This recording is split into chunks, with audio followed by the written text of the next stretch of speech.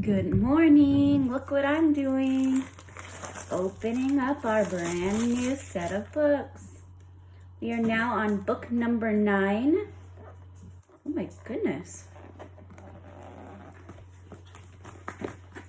This is so exciting. Book number 9, Dolphins at Daybreak, written by Mary Pope Osborne. Right, so we do not need to read the prologue because we've read every single book prior to this. So guess what? It looks like the treehouse is back.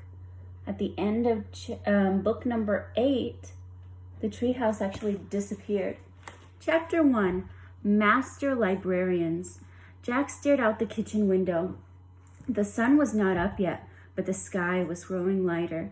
Jack had been awake for a long time. He had been thinking about the dream he'd had. The dream about Morgan Le Fay. "The treehouse is back," Morgan had said. "I'm waiting." Oh, it was just a dream. Jack wished that the dream was real. He missed Morgan's magic treehouse. Jack, his little sister Annie appeared in the doorway. "We have to go to the woods now," she said. "Why?" said Jack. "I had a dream about Morgan," exclaimed Annie. "She said the treehouse is back and she's waiting for us." "That was my dream," said Jack. "Oh, wow," said Annie. "She told you too? So it must be important." "But dreams aren't real," said Jack. "Some dreams aren't, but this one is," said Annie. "I can just feel it." She opened the back door. "I'll see you later." Wait, I'm coming," said Jack. He raced up the stairs. Having the same dream must mean something, he thought. He grabbed his backpack and threw his notebook and pencil into it. Then he ran downstairs. "We'll be back soon, Mom," Jack called to the living room. "Where are you going so early?" his dad called. Just for a quick walk," said Jack. "It rained last night," called his mom. "Don't get your shoes wet." "We won't." Jack slipped out the back door. Annie was already waiting for him. "Let's go," she said. The sky was a pale gray. The air felt freshly washed. Jack and Annie ran up their quiet street into the Frog Creek woods. They headed between the trees. Soon they came to the tallest oak tree in the woods. There was a wooden house high in the treetop. "It is back," whispered Jack. Someone looked out the window of the treehouse. A lovely woman with long white hair. "Morgan Le Fay, come up," called the magical magician. Jack and Annie climbed up the rope ladder and into the treehouse. In the dawnlight, they stared at Morgan Le Fay. She looked beautiful in a red velvet robe. Jack pushed his glasses into place. He couldn't stop smiling. "We both had dreams about you," said Annie. "I know," said Morgan. "You do?"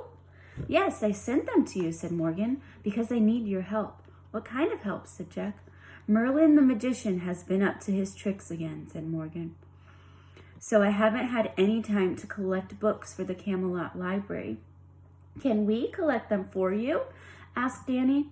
"Yes, but in order to gather books through time, you must be master librarian," said Morgan. "Oh, well," Annie said sadly. "But you can become master librarian," said Morgan, "if you pass the test." "Really?" said Annie. "What kind of test?" said Jack. "You must show that you know how to do research," said Morgan, "and show that you can find answers to hard questions." "How?" said Annie. "By solving 4 riddles," said Morgan. She searched into the folds of her robe and pulled out a rolled up paper. "The first riddle is written in this ancient scroll," she said. "This book will help you find the answer." She held out a book. On the cover were the words, "Ocean Guide." There's all the books.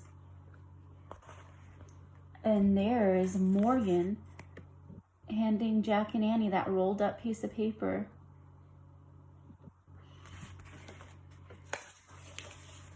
"This is where you have to go," said Morgan. "The ocean? Oh boy," said Annie. She pointed at the cover. "I wish we..." "Stop." Jack grabbed Annie's hand. "How will we know If we found the right answer to the riddle, asked Morgan. You will know, Morgan said mysteriously. I promise you will know. Jack let go of Annie's hand. She pointed again at the cover and finished her wish. I wish we could go there.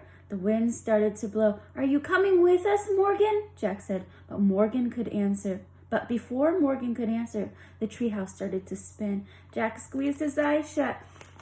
The treehouse spun faster and faster. Then everything was still. Absolutely still. Jack opened his eyes. Morgan Le Fay was gone. Only the ancient scroll and the ocean book were left in her place. I'll show you the picture on chapter 2.